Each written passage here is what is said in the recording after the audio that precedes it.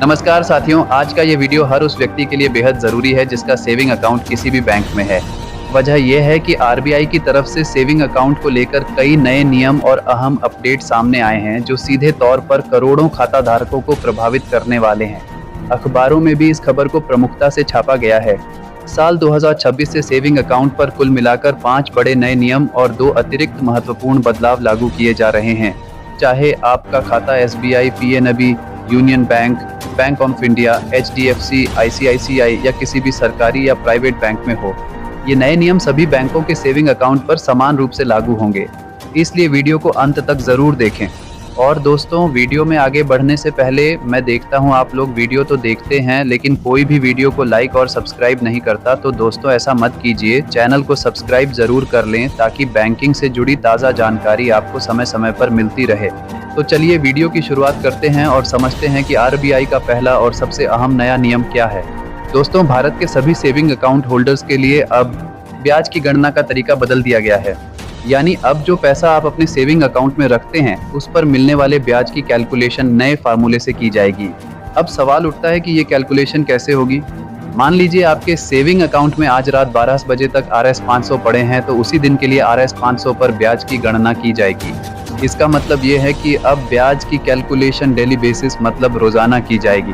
पहले जो सिस्टम था उसमें सेविंग अकाउंट पर ब्याज की गणना महीने के आधार पर होती थी, लेकिन अब आरबीआई के नए नियम के अनुसार हर दिन खाते में जितना बैलेंस रहेगा उसी राशि पर ब्याज जोड़ा जाएगा।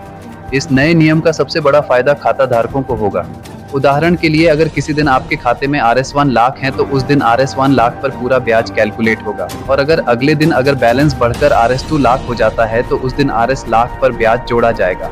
यानी हर दिन के बैलेंस के हिसाब से ब्याज जुड़ेगा, जिससे खाता धारकों को पहले की तुलना में ज्यादा पारदर्शी और फायदेमंद सिस्टम मिलेगा। अब बात करते हैं दूसरे नए नियम की जो सेविंग अकाउंट के ब्याज से जुड़ा हुआ है। अब सवाल ये है कि जो ब्याज कैलकुलेट होगा वह आपके खाते में कब जमा किया जाएगा। आरबीआई के नए नियम के अनुसार सेविंग अकाउंट पर मिलने वाला ब्याज अब हर 3 महीने यानी क्वार्टरली आपके खाते में डाला जाएगा। यानी साल में 4 बार आपके खाते में ब्याज की राशि डाली जाएगी। दोस्तों, ये नियम किसी एक बैंक तक सीमित नहीं है। चाहे आपका खाता ग्रामीण बैंक, क्षेत्रीय बैंक, किसी सरकारी बैंक या प्राइवेट बैंक में हो, सभी बैंकों को हर 3 महीने में सेविंग अकाउंट का ब्याज खाता धारक के खाते में जमा करना ही होगा। यह नियम पूरे देश में लागू कर दिया गया है। चाहे आप बिहार, उत्तर प्रदेश, झारखंड, महाराष्ट्र या किसी भी राज्य या केंद्र शासित प्रदेश में रहते हो, इससे खाता धारकों को यह साफ साफ समझ आएगा कि उनके खाते में मौजूद पैसों पर उन्हें कितना ब्याज मिला है। अब आते हैं तीसरे बड़े नए नियम पर जो खास तौर पर छोटे खाता धारकों के लिए बहुत महत्वपूर्ण है। आरबीआई ने यह तय किया है कि RS 0 से लेकर RS 1 लाख तक के सेविंग अकाउंट बैलेंस पर सभी बैंकों में ब्याज दर एक समान होगी। यानी अगर आपके खाते में RS 1 लाख तक की राशि है तो चाहे आपका खाता किसी भी बैंक में हो, सभी बैंकों में आपको समान ब्याज दर मिलेगी। पहले ऐसा होता था कि अलग अलग बैंकों में सेविंग अकाउंट की ब्याज दर अलग अलग होती थी। इसी वजह से लोग ये सोचते थे कि किसी दूसरे बैंक में खाता खोल लें तो ज्यादा ब्याज मिलेगा। लेकिन आरबीआई का यह नया नियम इस असमानता को खत्म करने के लिए लाया गया है ताकि सभी खाता धारकों को एक समान ब्याज का लाभ मिल सके। अगर बात करें ब्याज दर की, तो फिलहाल सेविंग अकाउंट पर ब्याज दर लगभग 2.50% के आसपास चल रही है, लेकिन ये समय समय पर बदलती रहती है। अगर आपके सेविंग अकाउंट में RS 1 लाख से ज्यादा रकम है तो उस अतिरिक्त राशि पर ब्याज दर तय करने का, जैसे अगर आपका खाता बैंक ऑफ इंडिया या किसी अन्य बैंक में है तो RS 1 लाख से ऊपर के बैलेंस पर बैंक अपने हिसाब से ब्याज दर तय कर सकता है। ऐसा इसलिए होता है क्योंकि जब खाता धारक ज्यादा पैसा खाते में रखते हैं तो बैंक को भी फायदा होता है। इसी वजह से कई बैंक ज्यादा बैलेंस रखने वालों को थोड़ा ज्यादा ब्याज देने की कोशिश करते हैं। अब चलिए आगे बढ़ते हैं और समझते हैं कि अगर आप एक सेविंग अकाउंट होल्डर हैं और भारत के किसी भी बैंक में फिक्स्ड डिपॉजिट यानी FD कराना चाहते हैं तो आरबीआई का नया नियम क्या कहता है। नए नियम के अनुसार अब FD के लिए न्यूनतम समय सीमा आरबीआई ने तय कर दी है। इसका मतलब यह है कि अब आप किसी भी बैंक में कम से कम कितने दिनों के लिए FD करा सकते हैं, यह स्पष्ट कर दिया गया है। आरबीआई के नियम के मुताबिक चाहे आप सेविंग अकाउंट होल्डर हो या करंट अकाउंट होल्डर, अगर आप FD कराना चाहते हैं तो न्यूनतम 7 दिनों के लिए FD कर सकते हैं। अब सवाल ये भी आता है कि FD की अधिकतम अवधि क्या होगी। तो आपको बता दें कि भारत के किसी भी बैंक में आप कम से कम 7 दिन और अधिकतम 10 साल तक के लिए फिक्स्ड डिपॉजिट करा सकते हैं। ये नियम सभी बैंकों पर लागू होगा। आरबीआई का उद्देश्य साफ है कि खाता धारकों को एफडी के जरिए ज्यादा ब्याज का फायदा मिल सके, क्योंकि सेविंग अकाउंट में रखे पैसों पर ब्याज दर अपेक्षाकृत कम होती है, जबकि एफडी पर ब्याज ज्यादा मिलता है। इसी वजह से हम भी आपको यही सलाह देंगे कि अगर आपके खाते में पैसा पड़ा रहता है तो आप उसे सेविंग अकाउंट में यूं ही रखने के बजाय कम समय की एफडी जैसे 7 दिन की एफडी में भी डाल सकते हैं। इससे आपको ज्यादा ब्याज मिलेगा और जरूरत पड़ने पर पैसा आसानी से निकाल भी सकते हैं।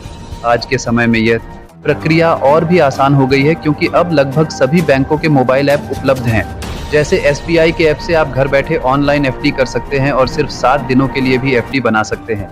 इससे आपको सेविंग अकाउंट की तुलना में बेहतर ब्याज मिले। अब चलिए अगले नए नियम की बात करते हैं जो निवेश से जुड़ा हुआ है। अगर आप सेविंग अकाउंट के अलावा कहीं और भी निवेश करते हैं, जैसे बीमा कंपनी में, शेयर बाजार में, म्यूचुअल फंड में या किसी अन्य वित्तीय साधन में, तो अब आने वाले समय में इसमें एक बड़ा बदलाव देखने को मिल सकता है।